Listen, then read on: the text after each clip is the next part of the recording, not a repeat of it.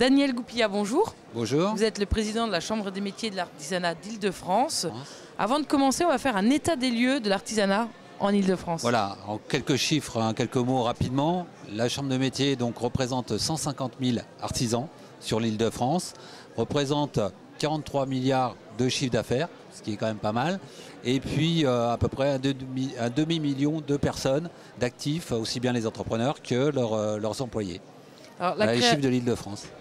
Merci. Dans la création d'entreprises artisanales, il y a plusieurs étapes. Est-ce que vous pouvez nous les retracer? Voilà, tout à fait, parce que la majorité des entreprises se créent évidemment au niveau artisanal, souvent tout seul, donc passent par chez nous. Donc nous sommes vraiment au départ de la création. Nous recevons bien sûr les créateurs par des matinées d'information, par des formations qui peuvent durer une semaine pour ceux qui le veulent. Donc nous sommes vraiment là pour les aider dès le départ, pour les accompagner, pour faire mûrir leur projet. Il y a la création, mais aussi la reprise. Oui, ça c'est très important, puisqu'on en parlait tout à l'heure. La création d'entreprise, c'est très bien, mais il faut savoir que si le sujet n'est pas bien mûri, pas bien étudié, malheureusement, il y a quand même une chute, on va dire, à peu près de 50% sur les 3 ans. Par contre, effectivement, il y a beaucoup d'entreprises à reprendre sur l'Île-de-France, puisqu'on va dire qu'à peu près un tiers des chefs d'entreprise ont un peu plus de 55 ans, donc ce ne sont pas des jeunes comme moi, mais si vous voulez, ces entreprises, quand on les reprend, on a à peu près 80% de réussite. Donc c'est vraiment un taux important. Et donc souvent les créateurs ne se rendent pas compte que reprendre une entreprise, ça peut être aussi une très bonne chose.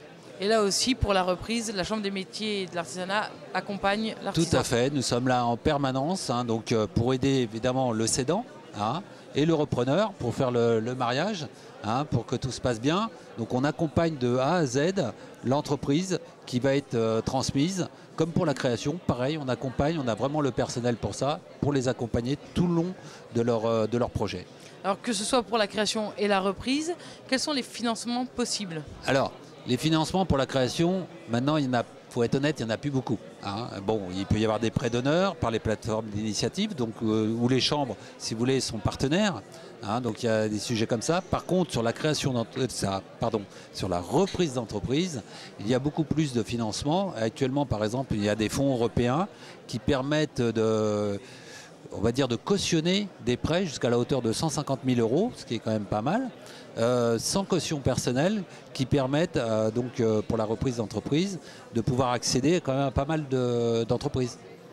Pour terminer, si vous deviez donner un dernier conseil à des artisans qui souhaitent se lancer, que leur diriez-vous?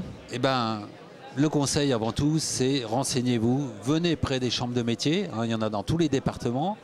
Nous avons le personnel, l'expertise pour vous aider, vous accompagner de A à Z. Donc il ne faut pas hésiter, nous sommes vraiment là pour ça.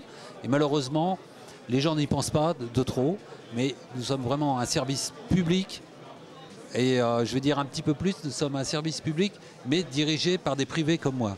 Parce que moi-même, je suis entrepreneur. Donc si vous voulez, l'esprit de l'artisanat, de l'entreprise est vraiment au cœur des chambres de métiers. Daniel Goupillat, je vous remercie. Merci à vous. Je rappelle que vous êtes le président de la Chambre des métiers et de l'artisanat d'Île-de-France. À bientôt. Merci.